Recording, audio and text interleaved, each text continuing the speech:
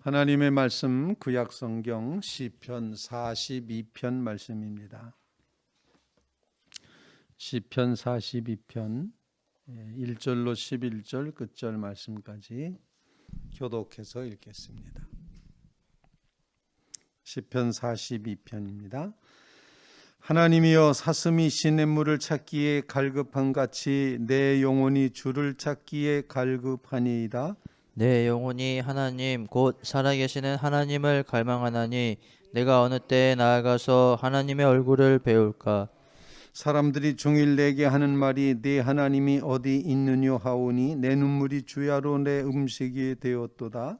내가 전에 성의를 지키는 무리와 동행하여 기쁨과 감사의 소리를 내며 그들을 하나님의 집으로 인도하였더니 이제 이 일을 기억하고 내 마음이 상하는도다. 내 영혼아, 네가 어찌하여 낙심하며 어찌하여 내 속에서 불안해하는가. 너는 하나님께 소망을 두라. 그가 나타나 도우심으로 말미암아 내가 여전히 찬송하리로다. 내 하나님이여, 내 영혼이 내 속에서 낙심이 되므로 내가 요단 땅과 헤르몬과 미살 산에서 주를 기억하나이다. 주의 폭포 소리에 깊은 바다가 서로 부르며 주의 모든 파도와 물결이 나를 휩쓸었나이다. 낮에는 여호와께서 그의 인자하심을 베푸시고 밤에는 그의 찬송이 내게 있어 생명의 하나님께 기도하리로다. 내 반석이신 하나님께 말하기를 어찌하여 나를 잊으셨나이까. 내가 어찌하여 원수의 압제로 말미암아 슬프게 다니나이까 하리로다. 내 뼈를 찌르는 칼같이 내 대적이 나를 비방하여 늘 내게 말하기를 내 하나님이 어디 있느냐 다 하도다. 같이 내 영혼아, 네가 어찌하여 낙심하며 어찌하여 내 속에서 불안해하는가. 너는 하나님께 소망을 두라. 나는 그가 나타나 도우심으로 말미암아 내 하나님을 여전히 찬송하리로다. 아멘. 살아계신 하나님의 말씀입니다. 시편의 두 번째 책 제2권으로 되어 있습니다. 간절히 하나님을 사모하는 그런 내용의 말씀이 기록이 되어 있는데, 지휘자를 따라 인도자를 따라 부르는 맞쓰길 노래, 이렇게 교훈의 이야기, 고라자손의 노래, 이렇게 이제 표현이 되고 있습니다. 찬송을 불렀던 성가대의 이제 대표자 고라, 이렇게 고라의 노래, 고라자손의 노래, 고라자손들에게 찬양하는 일을 맡겼기 때문에 성전 안에서 그 고라자손들 찬양대원들이 하나님 앞에 찬양하는 찬송가 가사라고 생각을 하시면 됩니다. 흔히 이 시편도 역시 다윗의 상황을 반영하고 있다, 이렇게 표현을 하는데, 다윗이 이제 사울 왕에게 이제 살해의 위협을 느껴서 도망 다녔던 그런 광야 시절, 또 아들 압살롬에 의해서 압살롬의 반역으로 말미암아 다윗 왕 자신이 예루살렘을 떠나서 성막이 있었던 예루살렘을 떠나서 광야로 나가서 숨어야 했던 그런 상황들을 반영하고 있는 시편이다라고 그렇게 생각하시면 이해가 좀 더 빠를 것 같습니다. 그래서 이제 6절 말씀에 보면 내가 요단 땅과 이렇게 돼 있는데, 이건 유대 광야로 들어갔던 그 시대를 표현하고, 헤르몬과 미살산, 이것은 저 북쪽에 유대 땅의 북쪽의 모습을 표현합니다. 그곳으로 도망 다니던 그런 때를 기억하면서 주를 기억합니다, 이렇게 표현을 하고 있습니다. 이 시인, 즉 다윗이 지금 고민하고 고통하고 있는 것, 내 영혼이 몹시도 낙심하고 있고 실망하고 있고 좌절하고 있는 그런 모습을 보여주고 있는데, 그 중에 이 가장 큰 이제 다윗의 그 심장을 찌르는 듯한 고통을 가져다 주는 것은 상대방이 건너편 사람들이, 즉 적군들이, 대적들이 야, 네 하나님 어디 있어? 라고 이렇게 말하는 겁니다. 네 하나님이 어디 있느냐? 라고 오늘 본문 말씀에 시편에 두 번씩이나 반복해서 사람들이 자꾸 네 하나님이 어디 있느냐라고 조롱합니다. 내 하나님이 뭐 하고 있는 거냐? 내 하나님이 있기나 한 거냐? 이렇게 하나님의 존재 자체를 부인하는 대적들의 그 공격이 가장 심각하게 자신을 절망시키고 아프게 만들고 찌르고 있다 하는 사실을 이제 보여주고 있습니다. 3절 말씀에도 보면 사람들이 종일 내게 하는 말이 네 하나님이 어디 있느냐 하오니 내 눈물이 주야로 내 음식이 되었도다. 그게 제일 억울하다 이렇게 표현을 합니다. 또 말하기를 이제 10절 말씀에도 내 뼈를 찌르는 칼같이 내 대적들이 나를 비방하여 늘 내게 말하기를 내 하나님이 어디 있느냐 하도다. 3절과 10절에 계속해서 내 하나님이 어디 있느냐라고 하는 이런 대적들의 공격이 가장 내 마음을 아프게 한다, 찌르고 있다, 고통스럽게 한다 이런 표현입니다. 하나님이 어디 있느냐? 하나님 편에 서서 하나님만 의지하고 하나님께로부터 인도함 받아 여기까지 온 다윗이 이제 사람들이 말하기를 야, 너 하나님 어디니? 하나님이 소용이 있긴 한 거냐? 하나님이 능력이 있으신 거냐? 아니 도대체 하나님이 존재는 하냐?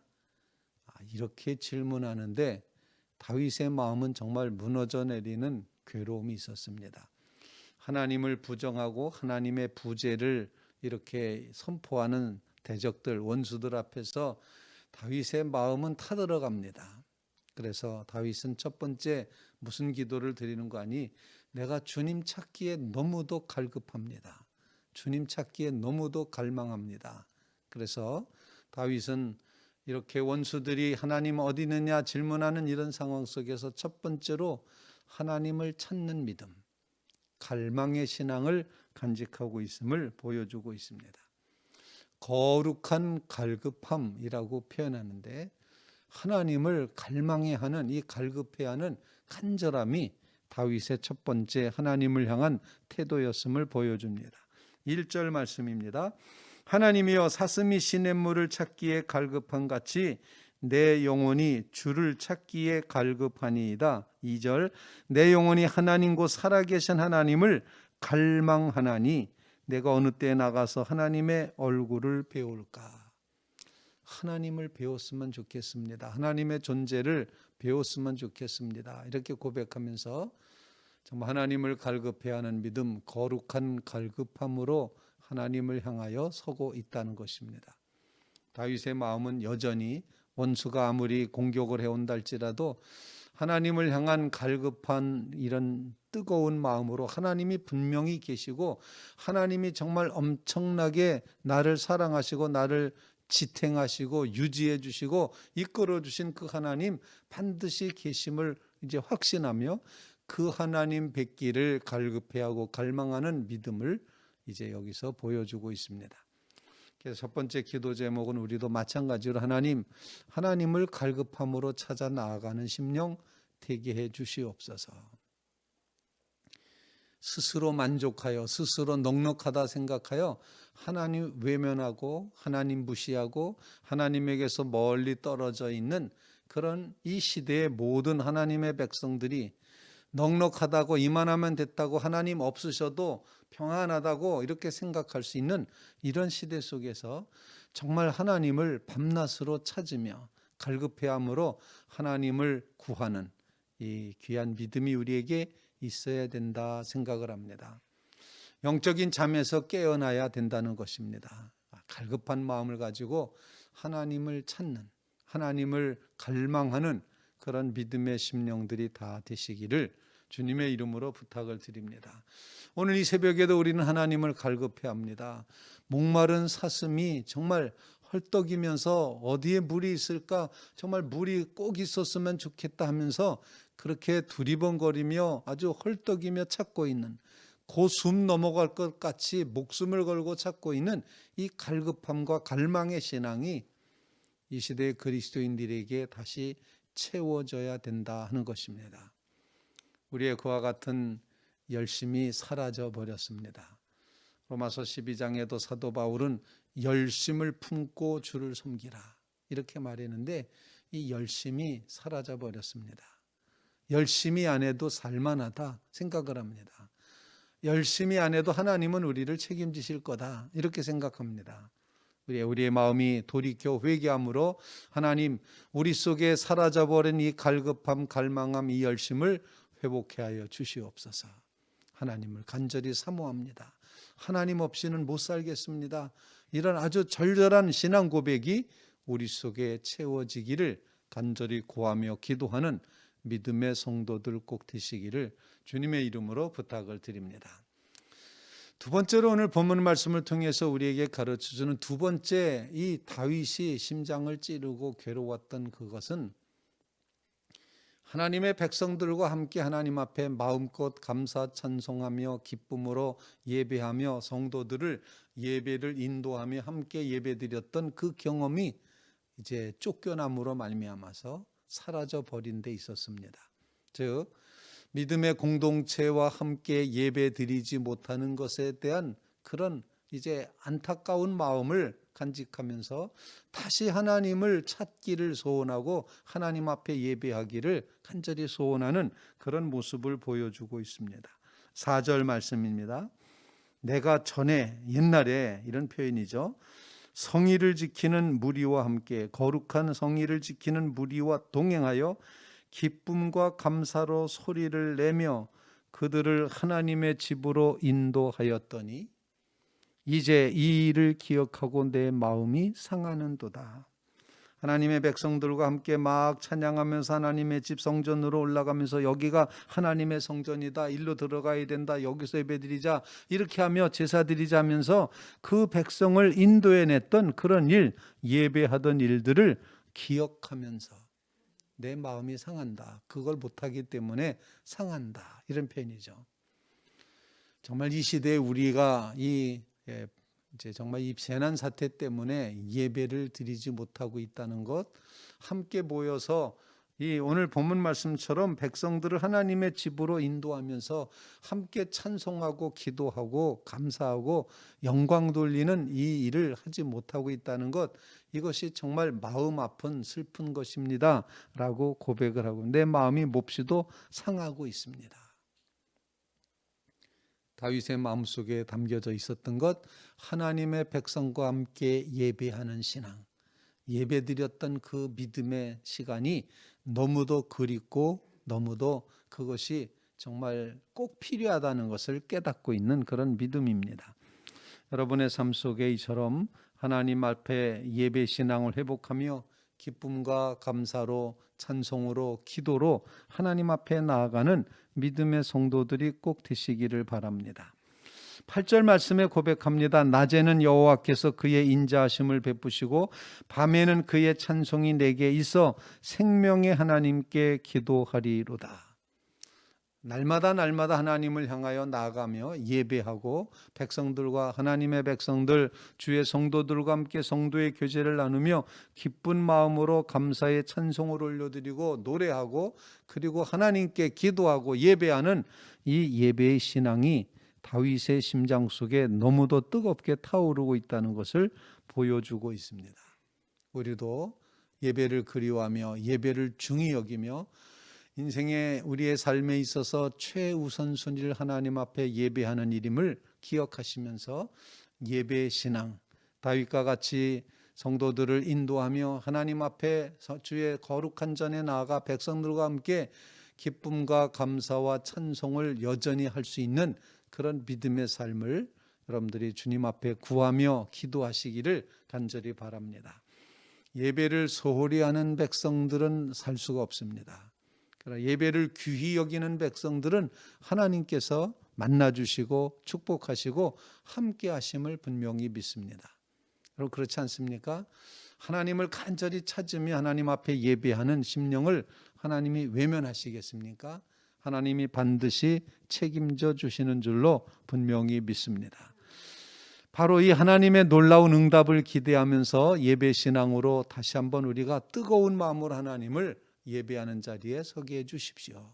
간절히 간구하는 귀한 성도들 꼭 되시기를 주님의 이름으로 부탁을 드립니다. 세 번째로 오늘 6절로 11절까지의 말씀에는 낙심과 위로, 낙심과 위로, 낙심과 위로 이렇게 계속 반복되는 말씀을 보여줍니다. 한편으로는 낙심합니다. 그랬다가 소망을 발견하고 다시 하나님 앞에 위로를 얻습니다. 낙심할 일도 많지만 하나님께서 주시는 위로와 소망도 있다는 사실 꼭 기억해야지 될 줄로 분명히 믿습니다. 그래서 이제 6절 말씀, 내 영혼이 내 속에서 낙심이 되므로 주를 기억합니다. 낙심 중에도 주님을 기억합니다. 고백을 하고 있고, 그리고 주님은 이제 아까 읽었던 것처럼 생명의 하나님께 나는 기도할 것입니다. 이렇게 고백을 하고, 하나님 왜 나를 잊으셨습니까? 왜 나를 이렇게 슬프게 다니게 하십니까? 그렇게 표현하면서 마지막 우리가 알았던 5절과 11절에 똑같은 구절이 적혀 있는데, 내 영혼아 네가 어찌하여 낙심하며 어찌하여 내 속에서 불안해하는가? 너는 하나님께 소망을 두라. 나는 그가 나타나 도우심으로 말미암아 내가 여전히 찬송하리로다. 이렇게 고백을 합니다. 낙심 중에 소망과 위로를 얻고 있습니다. 낙심 중에 소망을 다시 한번 발견하면서 하나님을 여전히 찬송하겠다 말합니다. 이 소망을 두라라는 이 단어는 어떤 의미인가 하니 하나님을 기다린다 이런 뜻입니다. 소망을 둔다, 그건 하나님을 기다리고 있다. 나는 하나님을 기다리겠노라 이렇게 표현하는 겁니다. 그러면은 내가 이제 나의 구원자 되시는 나의 하나님을 내가 여전히 또다시 이제 여전히 찬송하리로다. 이제까지도 해왔지만 앞으로도 여전히 찬송하리로다. 이렇게 고백하며 낙심 중에 위로와 소망을 발견하고 있음을 보여주고 있습니다. 우리 삶에는 실제적인 이런 환난, 질고, 낙심 그리고 소망을 잃게 하는 여러 가지 일들이 벌어지고 있습니다. 세상살이를 보면은 다 정말 아주 행복하고 충만한 그런 행복 충만한 그런 순간이 별로 없습니다. 늘 힘들고 어렵고 고통스럽고 환난, 질고, 고통의 이런 순간을 살아갑니다. 그럼에도 불구하고 우리의 영혼은 살아계신 하나님을 인하여서 낙심하지 않고 불안해하지 않고 두려워하지 않고 하나님을 여전히 찬송하며 살아가는, 웬고하니 하나님 계시기 때문에, 하나님이 역사하시기 때문에, 하나님이 주장하시기 때문에 여전히 찬송하리로다. 이 여전이라는 단어에 저는 굉장히 그 단어를 크게 이제 읽게 됩니다. 여전히 찬송하리로다. 이제까지도 찬송해 왔습니다. 온 마음 다해서 찬송해 왔습니다. 그런데 여전히 더 열심을 다해서 하나님께 소망을 두면서 불안을 극복하면서 좌절을 넘어서면서 하나님께 소망을 두고 여전히 찬송하리로다. 여전히 내 하나님은 하나님이시다. 그 크신 하나님의 사랑은 말로 다 형용할 수 없다. 여전히 하나님은 나의 하나님이시다. 이렇게 하나님을 높여 찬양하는, 여전히 찬송하는 신앙으로 서게 해 주시옵소서. 삶의 형편 따라서 좌절하고 절망하고 넘어지지 말고 어떤 형편이든지 여전히 나는 찬송합니다. 이 여전히 주님을 향하여 소망을 두는 이 믿음의 고백과 의지의 신앙이 우리의 삶 속에 가득 채워짐으로 이 험난한 세상, 힘들고 어려운 세상, 마음의 평안함을 찾기 어려운 이와 같은 세상 속에서 하나님 살아계시니 여전히 찬송하겠습니다. 여전히 하나님께만 소망을 두고 나아가겠습니다. 이런 선포로 주님 앞에 고백하며 기도하는 믿음의 성도들 다 되시기를 주님의 이름으로 부탁을 드립니다.